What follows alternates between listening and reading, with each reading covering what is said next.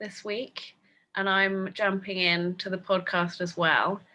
Dad and I today are going to be talking to my friend Richard Graham, who I met, oh my gosh, what would it have been, 4 years ago, 5 years ago, something like that. 5, 6 years ago. Oh, 5 years ago. My God, that's gone really quick. But when I first came to Japan, I started teaching and I needed to know how to do that quick. And someone recommended that I look up Richard's classes and Richard's program called Genki English. And he happened, I think it was like that month that I found you happened to be doing like a talk session in Tokyo. So I went along, and that's how we met. And we're talking, all of us today, really in particular in reference to the fact that Dad and I started these art courses at the beginning of last year, and Richard helped us set all of that up. And in the process of setting everything up, we had some really interesting conversations about creativity and teaching creativity in the future of education. So I really wanted to get Dad and Richard talking again. And yeah, that's basically why we're all here today. Have I said everything? Has that got it all in? Well, you should tell that Richard really helped us found the art school. Yeah. Yes. Blimey, you make it. Well, I'm glad you say that. It's very nice of you to say so. I didn't really do that very much, but thank you, and thank you for having me on the podcast as well. Because I've been through the other podcasts, and it's like a whole treasure trove of amazing people you've had on here. So to invite me, I'm sort of feeling a little bit intimidated, but let's see how we go with it. So it's cool. Well, I mean, I do get asked two questions a lot, which is, where'd you get your ideas from? And, well, I don't know how to draw. You're lucky, you must have been born with the talent. And I do have a view that pretty much in the same way, nearly everybody can be taught to drive. In the same way, with a similar motivation and effort, that would apply to drawing too. And the trick is, when you drive, is the first time you drive, especially if it's a car where you have a gear shift, you have to remember, press the clutch, change the gear, take your foot gradually off the clutch, all those things you think about very carefully when you're doing it. And you're wondering how the hell you can at the same time not run into a tree. So it's incredibly intense analytical thinking. And the hope is that by the time you do your driving test, that's pretty much gone on to automatic. Mm-hmm. And that's really how I feel about drawing. You need to get this to the state of proficiency where you're not thinking about making a mark. You're just doing it. And actually, ideally, you're not even thinking. You're just letting the body take over. You're more like an observer. The unconscious competence. Yes. So I sort of, that and the question about where do ideas come from, I have to admit, spend quite a bit of my career, certainly all my student life, pretty much taking it for granted that that's an unanswerable question. I mean, I've told this story quite a few times, that I was sitting with a musician called Ramesses, and he was asked that question by a journalist. And he said, oh, well, when I'm sitting quietly, they come from over here. And we all laughed. And I thought, that is what it feels like. And from then on in, it started to fascinate me. That process of letting go so that they can come in.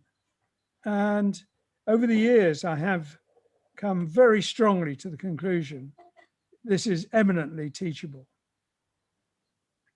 Cool. I'd certainly agree with you in all the, we work with a lot of schools and a lot of teachers, and All the skills we do, it's exactly the same thing and the same process. The question I would like to flip to you is, so for me, my main creative output is music. So we do a lot of teaching using music for pre-literate kids and adults who are pre-literate as well, because music's a great way to do it.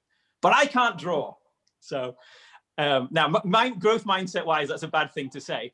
So when you're talking about, when you want to learn to drive, you go to driving school. So if I wanted to learn to draw and it's eminently teachable, where do I go to learn to draw? Well, one of the problems with that is that art schools no longer are they're no longer the obvious answer. There is a lot of people doing classes, but art schools have gone away from the academic training that was the bedrock of all art schools up until the early 60s, when they abandoned it for a kind of limping philosophy and really destroyed the art education for generations of art students. So that is a problem that I think we're only gradually getting round to, but it's hard to teach competence when you're third or fourth generation of incompetent. There we go. I love it. I love it when people say it how it is. I always we work with a lot of schools around the world. I always have to be a lot more politically correct when I'm talking about teaching and teachers and stuff. So when you say the academic thing, when you say the academic way of teaching went out, what do you mean by that? Because in my mind, that would tend to suggest, for example, people who are learning from books but not actually doing. Whereas I would prefer, is that a different image in your mind? That's not really what I meant. What I meant was the traditional method of teaching, which was an incredible focus on drawing, and in particular, life drawing, but drawing from plaster casts, all those drawing things, every which way. And I was incredibly lucky. I sort of got into art school the year that ended. And I got taken out of the fine art course and put into industrial design, where they were keeping all that. They still had life drawing. Mm-hmm. They still did all the different types of perspective. They did it all. And the fine art students suddenly were not trained anymore. And it's the training as opposed to the teaching that's critical. You need both. You need to acquire physical skill. The same would apply to music. You can be taught about music, but you have to do it to perform it. You have to acquire quite a high level of skill. And, you need both for art. You need a profound physical skill so that whatever ideas you have, whether they are small or vast, can be brought into the world by a competent machine, i.e. the artist. So it's, without that physical skill, it tends to be drivel. Yeah. So how do you get the physical skill? How do you learn it? And how long does it take? Does it take years? You hear a lot about all these, learn to draw in 30 minutes or, get fluent in 2 weeks and things like that. Are those things real, or is it a thing that takes a long time, or are there shortcuts? How can someone who's not in this world, how can they get into it? Well, I'll give you two answers to that. There's a kind of a cliche, but it's probably true, that to become a proficient concert pianist takes 10,000 hours. And that would apply to violin, to drawing, to playing guitar, whatever. So you need not only dedication, but a profound love of process to put that time in. But the army used to say, to teach a driver from scratch to drive a truck, an army truck, if they were good, it would take 16 hours. If they were not good, it would take 18. So there's the two extremes. And I would say Mhm. both apply. To be able to draw at a level that would surprise you, 18 hours. Wow. To be able to be an international standard, 10,000. So, But it's one of That, those. that, So, I was going to ask you about this, Richard, because I don't know if you said this before, Dad, as well, but it's sort of like losing weight as well. The bigger you are at the beginning, the bigger the process is the bigger the sort of progress is when you start. And if you're coming to drawing from having done nothing, I think those first like leaps are really exciting and you can go quite far with that. And then the further in you go, it's just polishing. But like with teaching what you teach, is that similar with other things? Is that similar with language? Are the biggest chunks, the biggest progress happens at the beginning, or?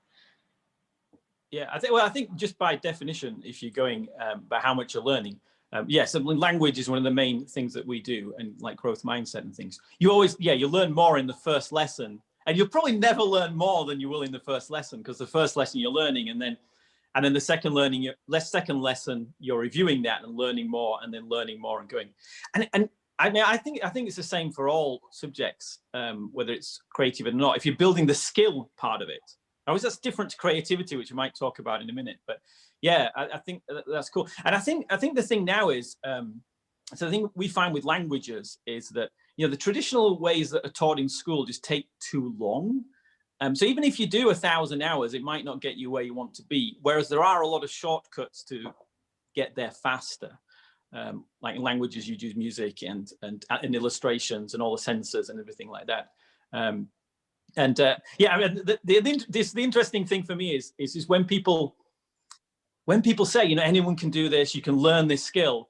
I think for a lot of people, they believe it's not true, which, you know, but then the next step is, well, how do I do it then? You know, who can I trust? And I think with education, it's this whole trust thing, isn't it? Who can I trust to help me, you know, get through that beginning stage? And can I go on YouTube and do it? Do I need a teacher? Can I do it myself? Can I do it from a book? Probably not through a book because it doesn't move, but yeah, and that's interesting how all the education is changing now. So Roger, would you think that, you know, is it possible to learn it through YouTube and things, or do you need an actual teacher to give you feedback and things? I'd say a teacher getting a teacher to give you feedback is a really good idea, but if you're not putting in the hours, you know, and the more hours you're putting in, the less the teacher has to do. I mean, Got it. Nobody starts from scratch really with drawing, because it's an integral part of learning to see. So when you're a baby, you're making marks. So you give up on it at some point, or discouraged, Okay. or whatever. But if you're not discouraged, it's just part of normal life. The thing is that a baby doesn't know what it sees. So it has two devices for understanding the world: hands and mouth. So they'll put things in their mouth and then they'll know what it looks like better, because they tested it. They picked it up and they put it in their mouth, and they now know more about that thing than just looking, because the eyes are like a poor quality camera on a gigantic computer. And the brain needs to learn, and it learns from any tool at its disposal. So for a child, learning to see includes drawing, making Interesting. So I would never link drawing to seeing. I would, in my mind, it's something comes from your brain and then you would draw it down. I've never actually linked the skill of seeing and drawing. Is this a bit like the singing paradox? So, you know, so it's when babies are born, they you know, they try and talk and things, and they go goo goo goo goo goo. Well, they're walking first. So when they're trying to walk, they try to walk and they fall over, and then they walk and the parents go, "Oh, that's so awesome! You're so amazing!" And then when they fall over, they go, "Try again," and the parents are encouraging them all the way. So they think, "Oh, that's cool, I can do it." And then when they begin to talk, they talk nonsense, and then the parents correct them with some language, and that's how they improve. And they keep going, and no parent ever says, "Oh, you're just not a walker. Oh, sorry, yeah, you're not a talker, are you? You might as well give up, you know." So they do that for those two. But the challenge is then what happens is then the next step is to start singing. And then when the kids are singing, the parents don't go, wow, that's cool, sing some more. The parents go, oh, will you just be quiet, please? And just tell them to shut up. So they have that's something, you're not a singer, don't bother. Then they don't do the practice. So I don't know whether drawing fits in somewhere with that or not. Or maybe it's because I think there are some things that are considered necessary, where if you don't encourage someone, it's a fundamental jolt to their sense of identity. If you tell someone they're not good at moving or talking, that's going to be a huge problem. But I think people consider certain things okay to criticize people for, because it's not that relevant necessarily to life. It's not that important. It's not integral to everyone's life to be good at art. So it's okay to tell some people that they're not great at it, or maths or whatever. And then you internalize that and say, oh, I can't do this thing or that thing. And like from teaching, in my experience, is that I think absolutely, as you say, kids particularly will do whatever they're encouraged to do, whether they're good or not. And you can't say a child is good or bad at art, but they certainly only get better if you tell them they're good. Well, can I make a comment on that? A child isn't drawing in the sense that we think of it. They're not replicating. They're making a symbol, and an intervention to improve the symbol works. So if you see a child do a squiggle and say, that's mum, you can't say, oh, that's rubbish, it doesn't look like mum. That is absolutely destructive. But you can say, that's fabulous. Does your mum really have green hair? You know, oh, wait a minute. There you are. That's perfect. You know what I mean? You're refining a symbol, not an effort to reproduce reality. I want to ask both of you something, actually, because I think it's something that you've both said in conversations before, and Richard, you just said it now. So one of the things you were saying, Richard, is that doing music, or in my experience, art, really helps with language. And I'm watching a lot of your Genki English programs. I remember seeing like games as well. They distract you from the learning, so you get less self-conscious and just do it more naturally. And Dad often says, like, when you're painting or drawing, listen to something. And so from those two things that I've heard you both say, it seems like distraction is quite an important part of learning as well. Not having that whole part of your brain focus necessarily, but if you're drawing, having the verbal part distracted, or if you're learning the verbal part, having the visual and audio distraction. Yeah. I think definitely for languages, we do that with languages. That's why we use, so with the languages, you have the input and the output. You have to have lots and lots of input. I guess that must be like seeing in drawing. But so you listen to lots and then you practice output. And it can get really boring if especially where everyone learned at school, when it's like, this is a pen, that is a book or whatever. Whereas if you can play a game where you've got to, we have like Harry Potter games and like running games and games with random chance, so that it doesn't matter your English ability as such, the same people don't always win. So you can play a game, it distracts you and you just end up speaking. Or like when we use songs, we have people speaking the target language. In 1 minute, they say it like 64 times, which really helps. So and Roger, you were saying last time, about the music thing. So how does that work? When you're practicing the drawing, you put music on? I find music good for changing the energy level, lifting me up or calming me down. Excuse me. But I think, take my mind out of the equation, the thinking, analytical part of my brain, which is absolutely a destructive factor. If I'm trying hard or something, it doesn't work. I find listening to an audiobook the better, because it's more of a distraction. Wow, that's a lot of a distraction, isn't it? Yes, I couldn't write listening to a book, but I can draw. In fact, I would say if I've got a lot of drawing to do, I can't do it without. I always make sure I have a suitable number of audiobooks before I start a big project. So it's that thinking part of the brain vis-a-vis the intuitive part of the brain. And they are different. They're even you know, the activity happen in a different part of the brain. I'm repeating something, but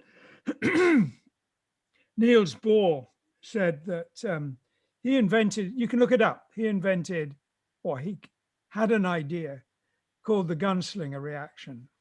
And his view was that two identically skilled gunslingers, the one who draws first will always lose, because he's thinking and using the analytical part of his brain, and the other person is reacting and using the reacting or intuitive part of the brain, and is therefore that marginal bit quicker. And Birmingham University have tested this and found it to be true. So that's interesting. But it is, you know, if you're daydreaming, you are using that intuitive part of the brain and not the analytical part. And this is, again, something I've said, but if you're doing something hard work like quadratic equations, your brain is working 30% harder when you're just daydreaming. And how can you tell? How can you tell? That would be the question. Well, you can tell by measuring work, which is measuring the temperature. The brain is hotter when you're daydreaming than when you're really working hard on the quadratic equations. By the way, I was taught, I had a really fragmented education. I went to 16 schools, and I ended up in Ashford Grammar School with no real teaching in mathematics or physics. I love physics, but the physics teacher wouldn't let me join the class because I hadn't done any. But the headmaster allowed two of us to do it in our spare time, which meant he allowed us to take the exam. And we both passed, by the way, with reasonable results. Nothing sensational, but as good as the guys who did the classes. So that was interesting to me. But the maths teacher was brilliant because he didn't really get maths. And he would be there struggling on the board, and you could follow the struggle. And you could, this is what he should be doing. And the whole class was engaged. I mean, maybe he was just clever, very clever at it, but it was really engaging watching him try and figure out how to do things. Do you ever do that, Rich? Do you ever make intentional mistakes, hoping the children will correct you? Oh, I've got so many real mistakes. I don't need intentional ones. So, honestly, I spend all my time like with language teachers. You know, 99% of English teachers in the world don't speak English because they don't speak it. If they did, they'd probably get a better paying job. So I wonder if that actually works then with them. With them struggling through it and the kids getting attention. Actually, I'm trying to think back to this gunslinger thing. I'm trying to think, how did the university test this? I'm really like, I presume they had light guns or something like that, but I've got a question. Yeah. They had two people with buttons. Okay. And just press the buttons. One of them had to press the button and the other one had to react. So one of them knew that they had to go first, but they had to wait and then go, and the one who was reacting very often did it quicker. So my next question would be: they don't have a pile of bodies in Birmingham. Yeah, that's what I was thinking. It's like, so my next question for that would be: as far as I know, not just shush. If anybody can learn all these skills and say languages, music, art, I presume there's lots of other skills that we don't, basic maths, things like this. And there's all these skills people can learn and they're not learning now through school because we know, majority of people don't do it. Is the act of making it compulsory, does that kill it? Or is it purely a practical thing of we're just not teaching it as a society in the right way? I would say the latter. And the compulsion, I would think, even when it's compulsory, you can make it work in a way that is not oppressive. But there is that thing, isn't there? The difference between, I can't remember if this is the right phrase, but internal and external motivations. And internal motivations make you really want to do something, and external ones like exam results, getting into university, getting a good job, getting paid better, actually don't just not work, but they make you not want to do something you already enjoy. I remember reading something about that, which made my whole education make sense to me. Because there were loads of things I love now and find incredibly interesting, but when I had the pressure of trying to get an exam result in it, didn't work for me. Yeah. Yeah. And we're talking with music and excuse me, art, things which have a physical element. Writing, although some writers have beautiful handwriting, writing doesn't really have a physical element. So there isn't that separation of the physical with the mental, but there is a separation. I mean, I've heard lots of writers say they cannot write and edit at the same time. They have to have a day for writing where they can write anything, no editing allowed, and then they have a day for editing and correcting and improving. But the two must never be allowed to overlap. So, you know, there's no physical skill, but there is those two mindsets. But in your experience, Richard, what have you found with the kids who are learning? Does it sort of help them to have, you know, the structure of education, or do they tend to learn better when there's less expectations on them? I think it's, when you're talking about most of the things kids learn at school, I think, well, it's the things we deal with, like languages and maths and things like that. It's actually so easy. You know, in the household here, we speak 5 languages on a daily basis. So languages are actually incredibly easy if they're taught in the right way. The problem is that the school systems tend to kill it by doing all the grammar and all the book work. And you know, they start books before we speak. You know, humans have only been speaking, you know, we've been speaking for 200,000 years and, like, you know, writing for 5,000 or something. So, so that they sort of kill it. But kids can do it naturally for the subjects I do, the ones, you know, like maths and science and stuff like that. So, yeah. So I don't think that's really a problem. But it's interesting. Yeah, and it's interesting with the music one, because I just when you're talking about that, you're just thinking about, so when we play music now, is when we're writing music and producing music, is if you've got a computer, you don't actually need the physical act of playing the instrument. You can actually just write it straight into the software, which is, you look at artists like Deadmau5 and things, they can't play, they just write it almost like writing by hand, and then the computer plays it back. So they don't actually need the skill of playing an instrument, which is quite an interesting sort of thing about it. So, but I guess the thing is, then you've got 2 things. You've got the skill of learning something, like learning to draw, learning to write, which is maybe quicker, and then learning an instrument or something. And then you got the next thing, which is the creativity, which I guess is what everybody, it seems everybody on the planet wants creativity. All jobs are going to be replaced by AI, but the creative ones might survive, although I'm not sure about that. But for me, the creativity always comes from 2 different things. So you take something here and you mix it with something else. Like yesterday, we were doing storytelling, and it's like, you know, you do storytelling skills here, but it has to feature lemons.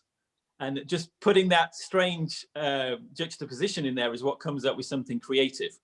In your guys' experience, is that a good way of doing creativity? Does that lead to results, or are there better ways of being more creative? I think it's a good way of starting. Yes, I think there's an author called Alfred Bester, excuse me, and he wrote a book that in English was called Tiger, Tiger, and I hope, and he told me a story about, in the Second World War, an American warship saw a raft with a lot of sailors on it, and they didn't go and pick them up because they thought, excuse me, it was a trap of some kind. And he thought how devastating it would have been for the sailors. And he combined that with another event to make the story. And I think combining two different things to make a third new thing is part of the process. It is what we do. And I read a book which Freya made me read because I'm very dyslexic. And it said The Dyslexic Advantage. And it did say that it's one of the things that people who are dyslexic can do very well. They can connect distant things. But yes, I think it's a good way. But I think, there's probably half a dozen fundamental ways. I would say the most important way is to get you into that mindset where you're not analyzing, where you've put that part of the brain effectively aside. And you can do meditation, you can listen to a story, you can do all kinds of things to do that. But for me, that's a very important thing to do. A little bit down the line, yes, bringing in different ideas, seeing things differently. I can do a sketch without meaning to, and my sketchbooks start at both ends.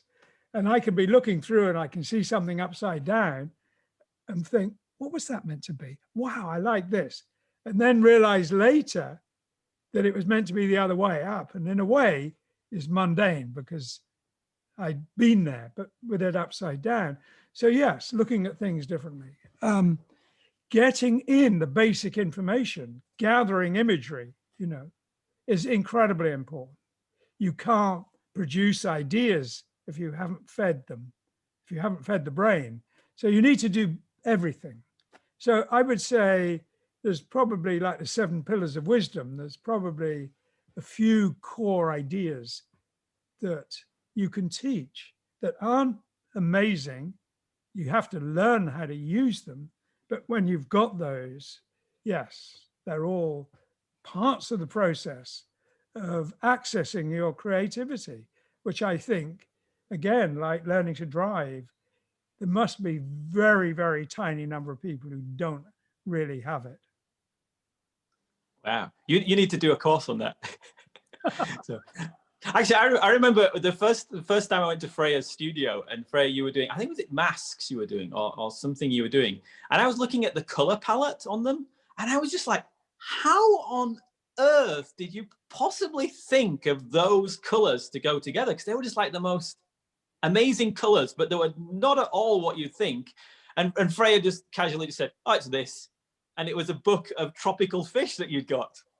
And you just taken the color palette straight from the tropical fish. Yes. Well, why create when nature's already done it better? Yeah. Well, it's like Star Wars, isn't it? It's like when you look at the aliens in Star Wars, and it's like obviously George Lucas just spent the day looking at National Geographic and thought, I'll have that as an alien, I'll have that as an alien, and just took them all in. But it's new. It's new for us because I'd never seen. Was it kabuki masks or Japanese masks? I can't remember what you were making, but I'd never seen them with those colors. Oh yeah, so that was what it was we had, so it was the Edo Festival in Tokyo, and where I work was having an Edo Festival kind of joint project.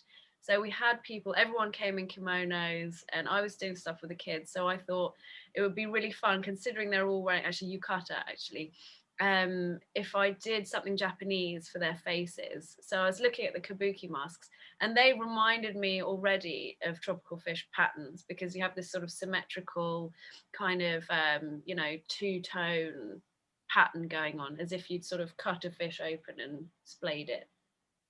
So I thought I'd work on that with the white base and then put the patterns over the top. But that's exactly that thing. That's exactly that sort of seeing how you can overlay one thing. So what the overlap is something that really works, where they cross over. And ideally, the more things you bring in, I think, the more exciting it gets. Yeah, I think it's, I heard someone describe it as composting. You put all these different things on a heap, and then it generates all of this heat that breaks it down, and then you have this fertile product at the end.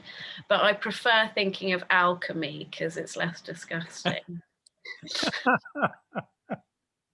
I guess the next question that comes. So if we know how, if you can build a skill and you spend your 1,000, 10,000 hours learning whichever output skill you have, and then there are ways for getting creativity, and I'm sure you guys have got millions of others as well. But you're saying thinking of one idea and combining it with another.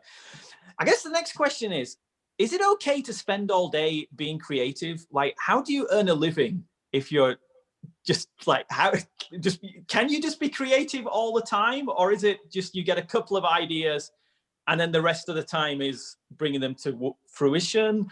Or is it, spending time looking for the people who are needing ideas? How does that all work in the modern world? I think it is, the creative part is continuous if I'm doing a painting. And I often put splash paint all over the canvas. So when I'm painting, it's constantly feeding back ideas. But in reality, I'd say the need to be creative possibly could be over before you even start the painting. Coming up with the idea for the painting and then just manifesting it. But, the manifesting, your mind's off it, you're doing it, you are constantly doing little tweaks. So it's endlessly there. It's never not there. Before we started, we were talking about the school teacher that Mark Stevenson wrote about in his second book. We do things differently. And he invited himself to take on a school that was seriously failing. And one of the things he did turn around the school, but one of the things he did is that he observed that sometimes children help each other.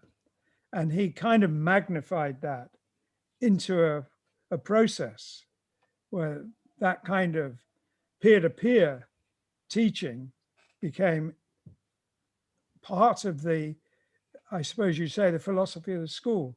And it really worked.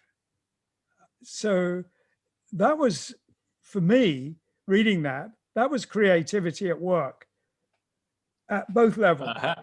And yeah, I think, yes, as it's part of us, it has to be part of us, really. I mean, ooh, sorry about that. I will ignore that. That's Zoom saying you. You ignore it, Dad. Sorry? It's worse if you ignore it, because then we all... Hi. Take the photo. That's where the editing skills come in. You learn how to edit the podcast. And our editing policy is to leave everything in. Yes. Can I call you back? Okay. Right, I hope nobody rings me now. So yeah. Grandma. So I will have to call her back. But we've got. Okay. Yeah. So so Richard, for you, is that something that's part of how you've seen kids learning, is them teaching each other as well? Oh, absolutely. Yeah, I mean, one of the things that so we our job is to make school Genki, which is Japanese word. It's like fun, energetic, full of life. A kid's natural state is to be curious, is to learn stuff. Yeah, they need discipline to practice the skills and things, but they need lots of experiences, and peer learning works really well. I mean, when we're talking when you look at, the UK is actually really good for school. My niece goes to the UK, and Australia and Canada have really taken on all this progressive ways of learning. It's really good, but a lot of countries are not. It's still, what's the first in Japanese schools, or any schools, most schools in the world, the first thing you learn is, you don't go in there and say, okay, kids, let's come and create something. Here's a great new skill. What do you want to learn to do? What would you love to do? If I could wave a magic wand and let you guys have any skill in the world that I could teach you, what would that be? They don't do that. The first thing in a lot of schools is just sit down, shut up. And it's like that for 12 years. And it's like, so that's what we're trying to fight. So very often the kids learn better from themselves. And then you just got to make sure they don't end up going down rabbit holes, because you've seen like when you have twins and they make their own language and things like that, and they just completely go off something original, which is cool, but it's not good if it's a skill in developing their own mathematics system. Not just twins that do that. Yeah. So, but in general, yeah, I think peer learning, the whole school system. Well, my life for the past 20 years has been trying to change the school system. Like I looked at kids being bored in school and just sat down and bored. I looked at teachers who are stressed out that they had to teach all this different stuff and using outdated technologies. I mean, trying to learn a language from a flat textbook, even a language like maths. Maths is a language. I've got a science background, and trying to teach science from a book that doesn't move. You need to be able to. When we're at uni, we were always thinking, if you could have a PlayStation game where you could just twiddle the angles and move the black hole this way. In uni, I was studying black holes, and we're using NASA satellites to determine how fast they spin. Because when the stuff tries to get in, it shoots out a ray from the accretion disk. And then when it flips around, you see it as a flash of light, and you can measure how fast. Anyway, but if you were doing that on a piece of paper, you wouldn't get it. But if you had a PlayStation model where you could twiddle it and look at it and things, and we were trying to do stuff like that with schools, and we've had a lot of success in a lot of places. But like in Thailand, they put our like English and self-development program. They put it on 800,000 tablets for kids in school in first grade, which was amazing. But then the government changed and they cancelled the whole program. And one thing we've learned over the years is that it's politics. I think with the pandemic we've seen as well, it's, that the government's priority for schools is not necessarily for kids to learn, it's to get kids away from the parents so the parents can work. So it's an economic imperative. And I'm thinking school-wise and education-wise now, I'm tending to go for the American idea, which like people like Schwarzenegger and like Seth Godin, and they say, look, school is school. We're not going to change it because it's all politics. And we can help the teachers as much as possible, but we're not going to change the system. But the key for kids is what happens between 3 o'clock and 6 o'clock, because that's when the parents have control.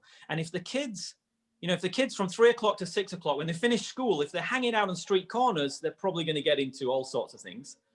But if that time they're, learning art, or making movies, or learning to DJ, or dancing, or doing something creative, or setting up a business, even teaching other kids, whatever it is, then I think that's the time. I think that's the time. That's where we can revolutionize things, and I think that's where YouTube and online courses and everything like that can really help. So, like yesterday, we were looking at some of the teachers were recommending these, learn Russian while you sleep programs, and they're all slagging it off, saying it doesn't work, but it can work in certain ways. But there's the channel for Learn Russian while you sleep. They've got 4 million subscribers on YouTube. It's just like crazy, and kids are learning. They're learning music, they're learning music production, they're learning languages, they're learning all these skills on their own on YouTube. And I guess.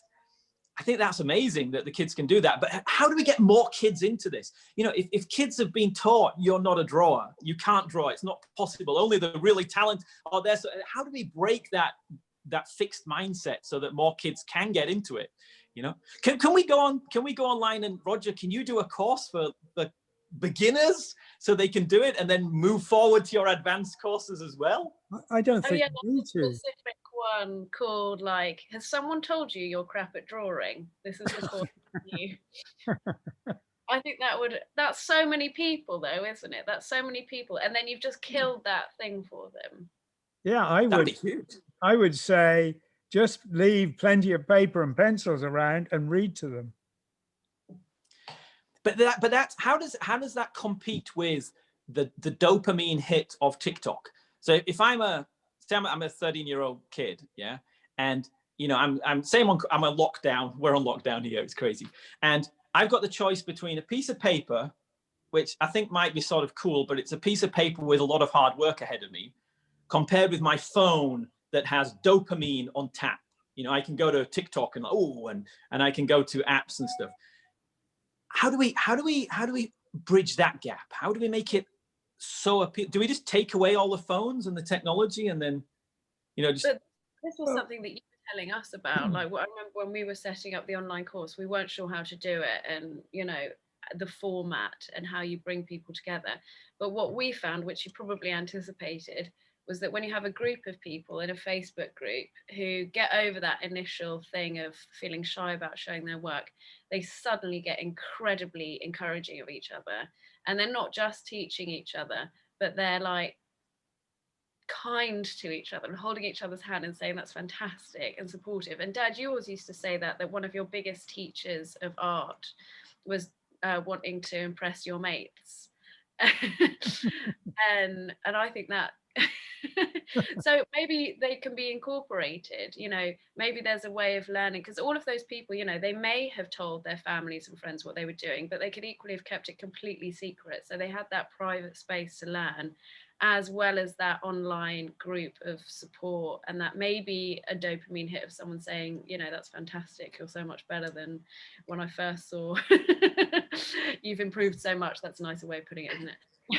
The other thing is, I don't think kids would expect to take their phone swimming or playing basketball.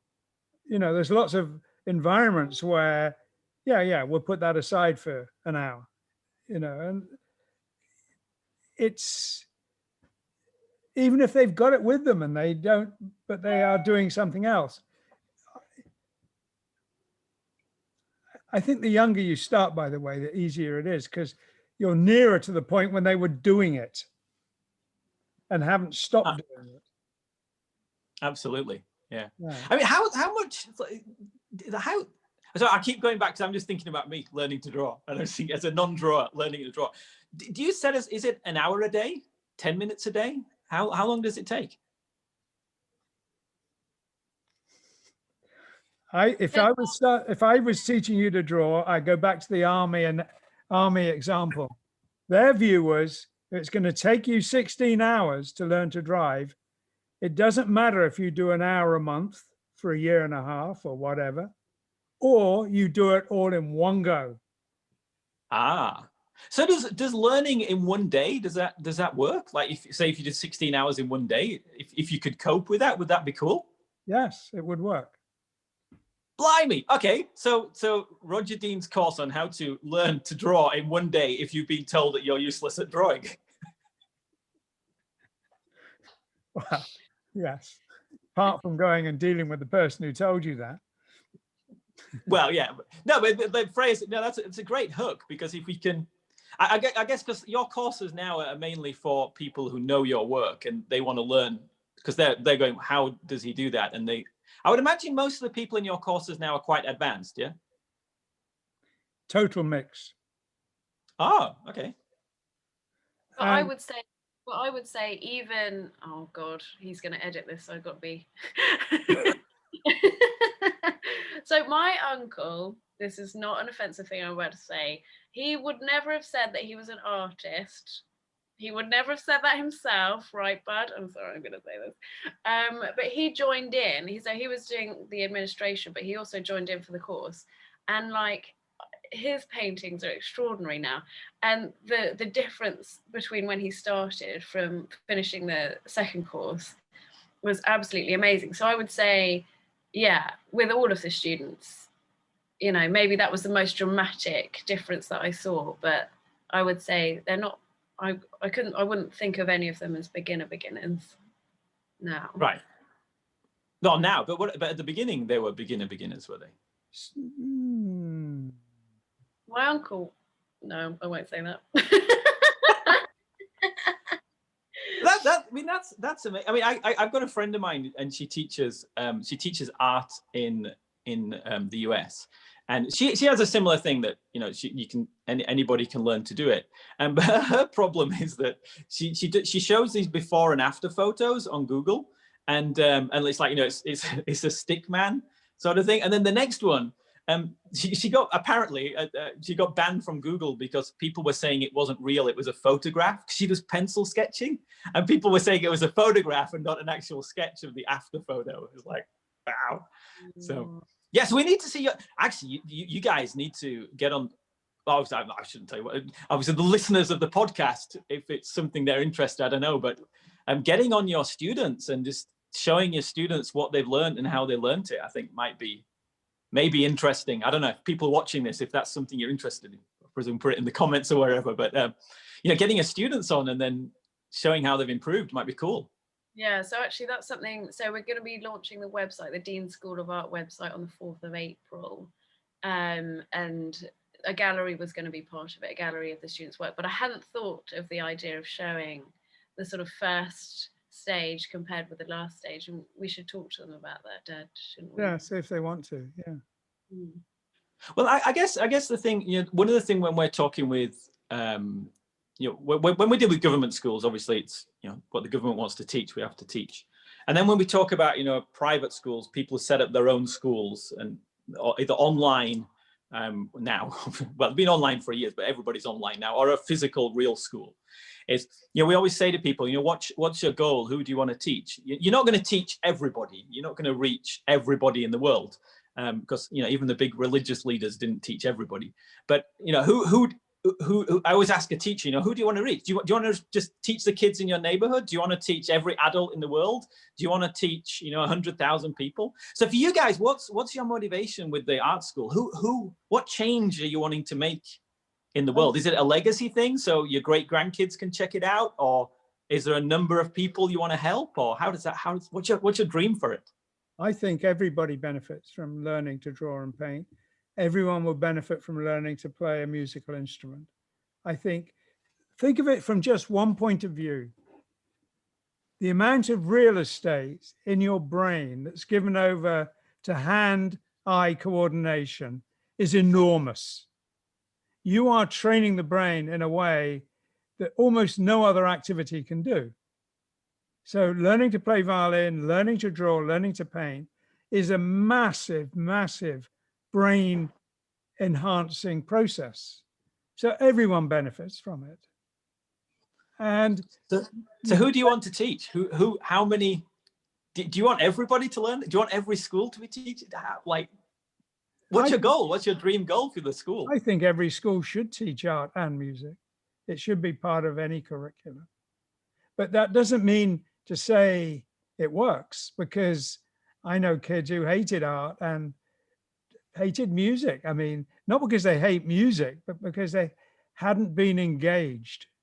And that's the trick, of course. Or there's that comparative thing, isn't there? There's the kid in the class who's the music one, and then there's the kid in the class who's the art one. So everyone else feels they'll never match up. And I think talking about the art class, the next one, I quite like the idea of aiming classes at people who have this real need to express themselves but didn't learn the language. Because I was listening to some of Dad's previous podcasts, like I don't know which ones you heard, Richard, but like the last one was Chris Braid, who's a songwriter. Amazing. I don't listen to that many podcasts. I listen to a few, like the Motley Fool Money one for investing is great, and a few other ones and stuff, and some of the music ones are great. But just going through your podcast and the people, that's why I was quite intimidated when you invited me on. I was like, blimey. But I was taking so many notes. It's like just great, and everyone's so humble with it as well. And it's like, wow. But there's so many different. There's such a treasure. I think you've chosen a good name for this. But anyway, sorry, I've digressed.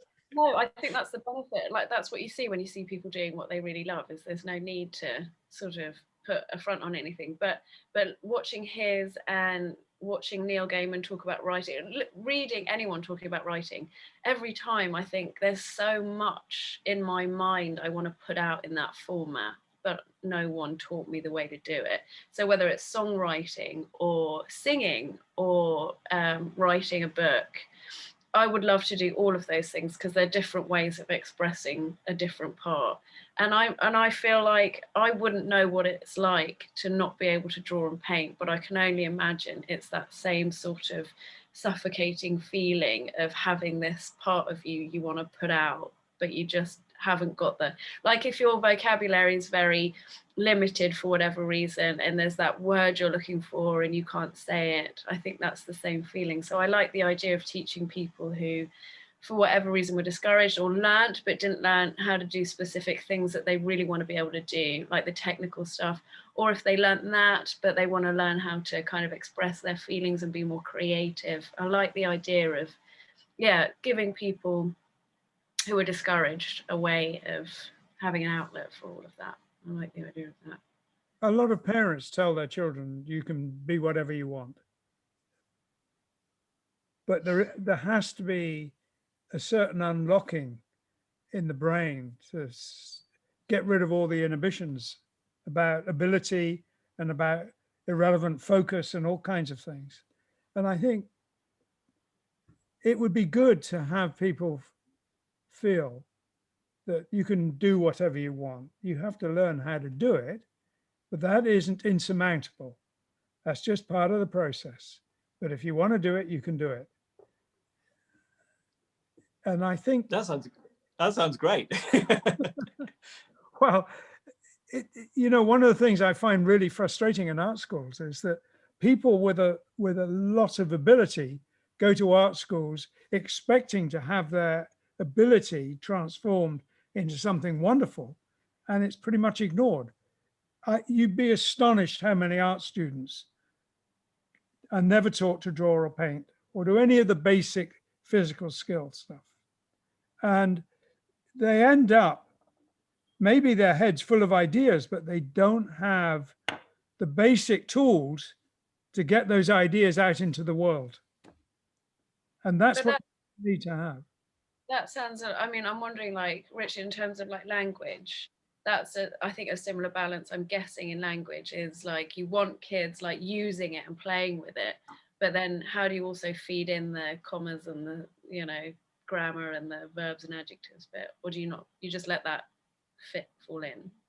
Oh, yeah. I mean, the thing with, if you're talking about language, again, language is such an easy one. It doesn't actually take that long to do. So the thing with grammar and things is just, if you hear a sentence 100 times, or some people it's 7 times, some people it takes 50 or 100. If you hear it 100 times, you're always going to know that grammar and know it's correct. It's like, if you hear, I'd like an apple. Is that an apple? Do you, what can we do with that apple? And like, what color is an apple? And you hear an apple so many times, it's an apple. You would never ever say apple, because it just sounds strange. But the problem is that most schools, they do the dead frog thing. So, if you want to see how a frog jumps, if you want to learn how to language, or I guess drawing or things like that, is if you want to learn a new skill, is you look at the frog and you see how it does it. So if you want to learn how a frog jumps, you watch a frog jump and you go, okay, and then you copy it and you fall over and you think, he's not doing it like that. So you change it and then you think, okay, and then you learn how it jumps. But if you cut it open and start describing it and saying this grammar rule for here and the rule of this leg is here, you just end up with a dead frog. You don't end up with a live language. Actually, my mum said this to me. She said when I went to a Steiner, I don't know if you know much about Waldorf Steiner schools. I mean, that's a whole other podcast, but the one that I went to, they started reading at 7. Everything was put back later. And the idea was that, you learn to communicate first and then the rest of it kind of falls in. But my mum was like, there's no way I'm not teaching my child how to read before 7. So at 4, we were sitting down and going through the books. And then my mum took me into school and she saw these other kids, how like she spent hours with me, sort of sitting down, struggling. I was tired, I was bored, I didn't want to do it. And eventually I learned how to read. But then she saw these kids who just hadn't ever picked up a book at around 7, just starting to read. She was like, oh my God, why did we go through all of that? Is that been anything to do with your experience? Have you seen things happen like that? What's your idea of that? Yeah, I mean, it's, you got to be careful not to go too far the other way. But yeah, it's how you use time and things. So we usually deal, when we're doing, say, English or we're doing other languages, it's always usually a second language. So your first language, you've got to be a bit more careful of and not maybe take so many risks. But for a second language, you can certainly take a lot more risks. And the more you speak before you learn to read, the better the results. So like when I was doing French at school, we'd do 20 hours of speaking before you'd even do reading and writing. Yeah, so I mean, when we do our program, we do like 100 hours learning to speak before we do reading. So you do 100 hours learning to speak, you can speak it well, and then you learn reading, and then you do lots of reading input, and then you can do the writing for the output as well. So definitely for languages, that's something that it works like that, yeah. but I've well. enjoyed every conversation I've had with you. Thank you very much for joining us. Oh, thank you. And me too. Thank you very much. Okay, so you're going to put the record off, but I want to have like a little chat with both of you. Is that all right? Yeah, I'm going to say goodbye, everybody. Goodbye, everybody. Bye.